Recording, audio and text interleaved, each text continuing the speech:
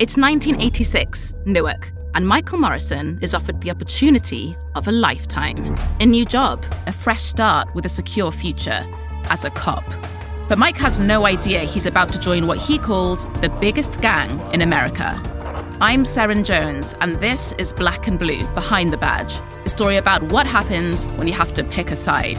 Follow Black and Blue, Behind the Badge on Apple Podcasts, Spotify, Amazon Music, or wherever you get your podcasts. You're listening to a Frequency Podcast Network production. When we examine the housing crisis, there are no shortage of factors to blame for it. But after years of discussing the topic with experts, I can tell you one thing almost every single one of them mentions, every time. Short-term rentals, like Airbnb. In large cities, thousands of apartments that should be long-term rentals are instead churning through short-term guests or, when those guests aren't available, sitting empty. Those properties exist as investments, not as homes. And that's not me making a political statement. That is how the company itself positions it. Make money off your real estate. Lately, however, as the crisis worsens, some cities have been waking up and regulating these short-term rentals. Now that's great, but as you may have heard on this show, regulations don't really mean much if they are full of loopholes or if they just aren't enforced. And that brings us to the NDP government in British Columbia, who are taking these regulations well beyond what other North American cities have done. It is called the Short-Term Rental Accommodation Act, and despite only being introduced a couple of weeks ago, it is already having a major impact on real estate in the province, something that other attempts at this sort of legislation have largely failed to do. So what does the new act actually do? How is it different from those past attempts? Does it go too far or not far enough? And how will we know if it actually works?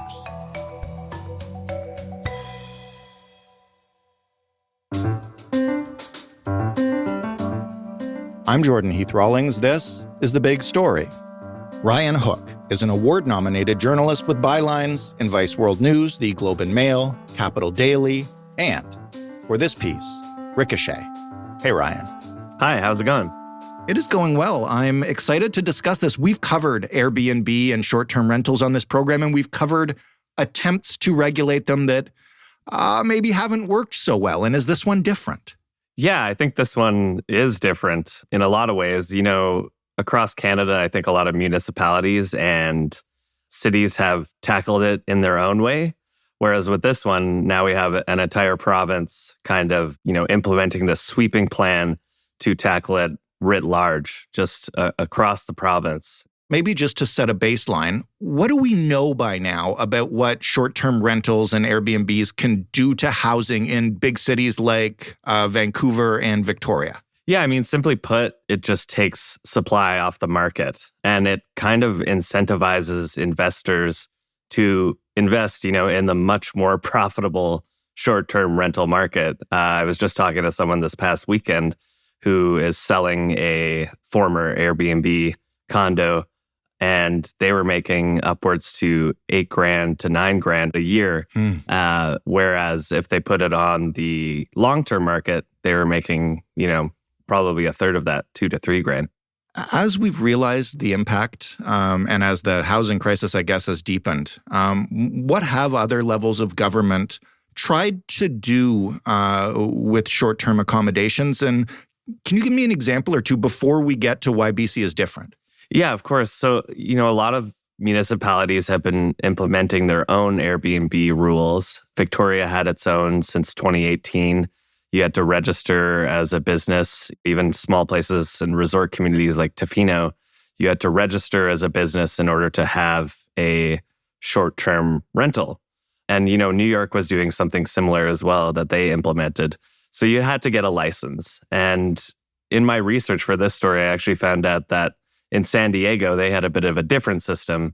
Short-term rentals there were getting out of hand, so they actually held a lottery where only a certain percentage of homes in San Diego could actually have short-term rentals. I think it was 3% and a bit higher in resort communities. So there's been a few different ways that places are implementing their rules. But like Lindsay Ted, who I quoted in my article, who had a big paper and report on short-term rentals, the innovation of these tech companies is often far outpacing legislation.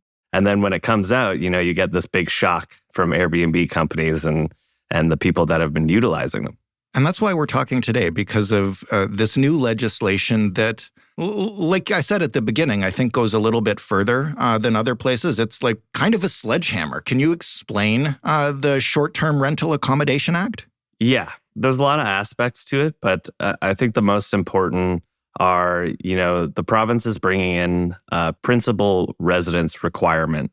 So people can only rent out their home in which they live in for the majority of the year. And if they have a secondary suite within their principal residence, they can also do that. So they are allowing, if you live in your home and say you go on vacation for 2 weeks and you want to put your house on Airbnb, you can do that. Right. Also, if you have a basement suite or you have a carriage house, you can rent that out on Airbnb. So much like some critics will say, Airbnb isn't going anywhere. It's just happening in a different way. It applies to places with more than 10,000 residents. So anywhere with 10,000 residents or more will be opted into this legislation. But there are some exemptions, like resort municipalities like Whistler, Tofino, Osoyoos, and cities with a vacancy rate of more than 3%, which is considered healthy. They can apply for an exemption from this requirement as well. Some other aspects by the summer of 2024, short-term rental platforms will actually have to share their data with the province. So share information about the hosts, which a lot of housing advocates have really taken a liking to. And any contravention of this now, it was $1,000 per day. Now it's $3,000. So if you're operating an illegal short-term rental and they catch you, it's $3,000 a day, which is quite the jump. Obviously, the principal residence thing is the big takeaway here that will affect the market. Do we have any idea sort of what percentage of short-term rentals fall under that? Somebody renting out a room in their house or while they go on vacation or their basement suite versus people who have purchased apartments and homes as investments and are using them principally as a form of income? Yeah, it's a really good question and hard to know exactly because so many illegal short-term rentals were operating. For example, in Victoria, we had to have those licenses, so we had to have a good idea of what was going on. But we had this legal non-conforming rule, this grandfathering in of entire buildings where they could operate short-term rentals just haphazardly, and they could do it. So it was tough to determine in Victoria, particularly, what the percentage was until now that we're seeing them hit the market a little bit more. The biggest part of this was, in Victoria particularly, was getting rid of the legal non-conforming, the grandfathering and rule in buildings like the Janyan building and a few others scattered across downtown Victoria. It was entire buildings that didn't have to operate in the same way that other buildings were because it was zoned differently. And now the province is clamping down on it, and we're really starting to see how many homes are coming. Just in the past week, I think I've seen 60 listings in these Airbnb ghost hotels. When you say listings, these properties are now being sold. This is a fairly, when we talk about legislation getting action, this is a fairly immediate repercussion. I mean, this bill was only announced a couple of weeks ago, right? What is actually happening in the market right now? Yeah, from what I've seen so far is, listings are going up. Investors are not taking to this legislation very kindly. There, in fact, might even be a legal challenge to this. A lawyer I talked to for the article, John Alexander, said he would not be surprised if there's a legal challenge to the legal non-conforming aspect of this bill in particular. They feel entitled to these short-term rentals. And a lot of these places, because Airbnb has been a thing for so long, many places have been set up particularly for Airbnb. That's why you get these ghost hotels. And these are micro suites. They're very small. And even the people that own them will admit, these are not comfortable places to live long term. And they have been designed specifically for Airbnb. And now they're very upset with what's going on because they feel very entitled to doing this. And they did, to their credit, work within what the laws were allowing them. Right. But, in response to that, and to play devil's advocate, the writing has been on the wall for a while that there needed to be a clampdown on Airbnb. What about the reaction from, I guess, housing advocates, people who have been pushing for this kind of legislation? I assume they're happy. Do they think it goes far enough? What are we seeing?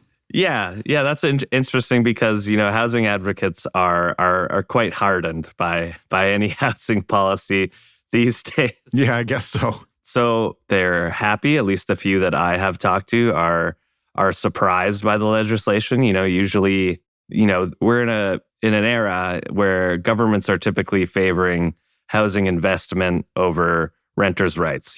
Just in September, the BC government had approved landlords being able to raise their rent by 3.4% by January.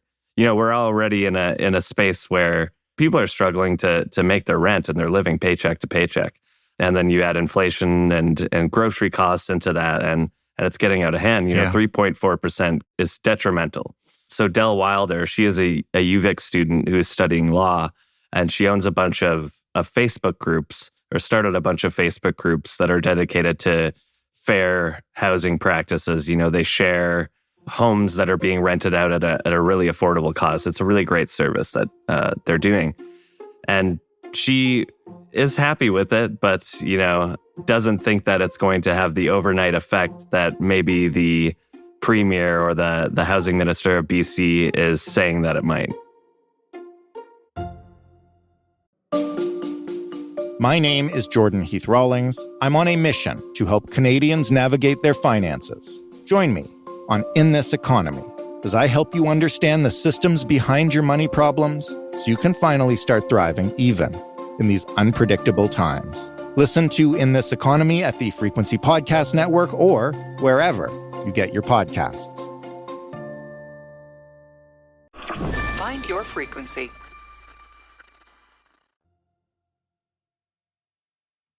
Are there ways around this? We spoke to your colleague at Ricochet in Montreal about Montreal introduced new rules, not quite as heavy-handed as these ones, but there were some loopholes that people found a way through.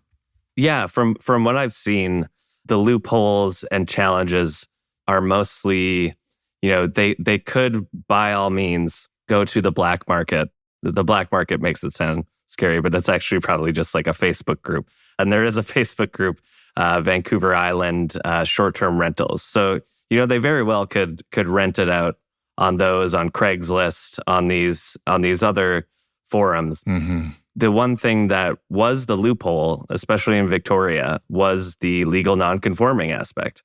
And my colleague Jimmy Thompson had reported on the legal nonconforming aspect in August. And within a few months, that was on the legislation. So I do credit, the work that Ricochet has been doing to find the loopholes, report on them, thus leading to some of the most stringent and unprecedented legislation from BC. I think I can credit them for that. One more poke from me in terms of the legislation's effectiveness. How will this be enforced? Who will enforce it? Does the government have the people or the infrastructure to do it? This is another thing we saw was a problem in Montreal and has been a problem, I think, in New York City, where the similar legislation was passed. Yeah, so in Victoria, there was an enforcement team. Councillor Dave Thompson told me there was about 6 or 7 people on this enforcement team before this BC Short-Term Rental Accommodations Act came in. And, even they were struggling. There was illegal Airbnb units, and there was bylaw officers, knocking on doors, making sure nobody was contravening anything and they had their license. And from what I can tell, the details of the actual enforcement haven't really been communicated to the municipalities. But from what I've gathered, the housing minister has said it's going to be a team of 10. The data sharing aspect of it, which I detailed, Airbnb and Vrbo having to share that information is an optimistic aspect of it. Right. So that will very much help and cut down a lot of what this enforcement team has to do. But, I can only cite what's happened so far, and so far it's been hard to enforce. You mentioned that you've seen dozens of places come back on the market. Have you been to any of them? Do we know if there is interest in them? Are they selling? These are apartments that, theoretically could house people in a housing crisis, but somebody's got to afford them first. It's a good point. So this weekend, on behalf of my colleague, Jimmy Thompson, I was out there at a few of these listings in these ghost Airbnb hotels. Most of these listings are selling at the same price that they sold in 2021. So one I went to was sold in 2021 for $500,000 and is now on the market for the exact same price. It's a beautiful spot in Waddington Alley in Victoria. Really nice place. Micro suite, really good for a single person and maybe two people that really, really love each other.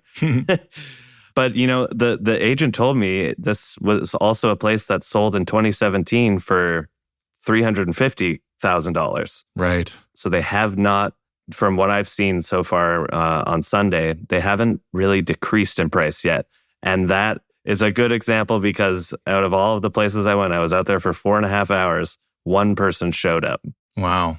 Yeah. And this was a gentleman who was just looking to downsize his place. He's a homeowner.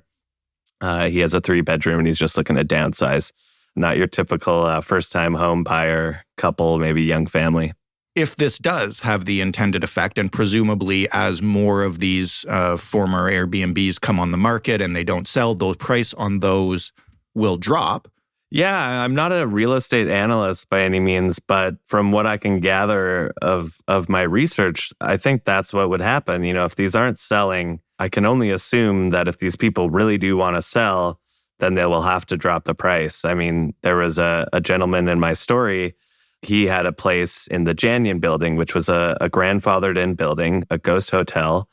And he said he's just going to drop the price until he can sell it. Right now he dropped it $50,000.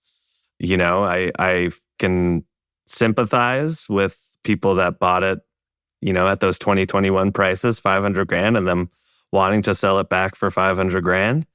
But again, that the housing market is not a guarantee. And that's why they call it speculation. Yeah, exactly. Why don't these property owners simply say, okay, fine, can't do short-term rentals, but I already own the property. I don't want to sell it for less than what I paid for it. So we're going to turn these into long-term rentals for people who need that because the vacancy rate is so low. Yeah, I've seen a lot of the people that I talk to that are criticizing this Short-Term Rental Accommodations Act feel like they're being forced to be landlords. A lot of them are saying, being a landlord is a lot of work, which I don't disagree. I've texted my landlord and been like, yo, my fridge, you need to replace it now or else my food is gone. So it is a lot of work. But if they were renting these out on Airbnb to multiple people in a month, right? In my opinion, that's also a lot of work. They still have to replace the fridge. If it breaks, they still have to keep the house clean and they have to communicate with the renter on Airbnb or Vrbo. I'm not sure why they're saying it's more work because Airbnb seems like a lot of work as well. This comes into effect, I believe, in the new year, right? What will you be looking for once it is in effect? What would you want to see happening for you to be able to say either this is or isn't working? By May, I'm looking to see how many homes are going to be on the market and at what price. Right now, just after this weekend, it seems they're just being sold at the same price. So it'd be interesting to see what ripples this is actually going to create. Everyone I talked to agreed that it's not going to have that overnight impact that the government, hopes it will. But you can only build housing so fast. We're in this crisis now. What is the simplest way to put some houses on the market and hopefully get them to a cost where first-time home buyers can buy them? And in my opinion, this was just one way to do that. This was a simple way to do it with a supply that was already there, one that was being, used for tourists, not for people that live here. You know, we have students at the University of Victoria living in their vans because they can't find a place. And some of these people are people that have some money to spend on renting. You know, their parents have saved for them to go to school in Victoria, and instead they had to buy a van. So this was just one simple way, and maybe I'm giving the BC government too much credit considering their track record, but I think this was a simple way for them to put immediate houses on the market. And so I will be looking for whether this actually has that impact. Ryan, thank you for walking us through it. It'll be interesting to see, and if it does work, surely it might be a model for the rest of Canada. Truly, you know, the federal government has already looked and said they're looking at something similar that same week it was announced. All right, well, we'll see. Thanks again for joining us. Yeah, thank you so much. Ryan Hook, writing in Ricochet.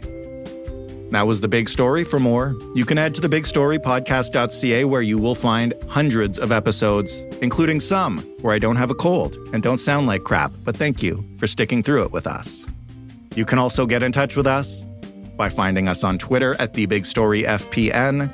You can email us, hello@thebigstorypodcast.ca, and you can call us and leave a message, 416-935-5935. The Big Story is wherever you get your favorite podcasts. I hope we're one of your favorite podcasts, and if you want to listen to us on a smart speaker, just ask it to play The Big Story podcast. Thanks for listening. I'm Jordan Heath Rawlings. We'll talk tomorrow. It's 1986, Newark, and Michael Morrison is offered the opportunity of a lifetime. A new job, a fresh start with a secure future as a cop. But Mike has no idea he's about to join what he calls the biggest gang in America. I'm Seren Jones, and this is Black and Blue, Behind the Badge, a story about what happens when you have to pick a side. Follow Black and Blue, Behind the Badge on Apple Podcasts, Spotify, Amazon Music, or wherever you get your podcasts.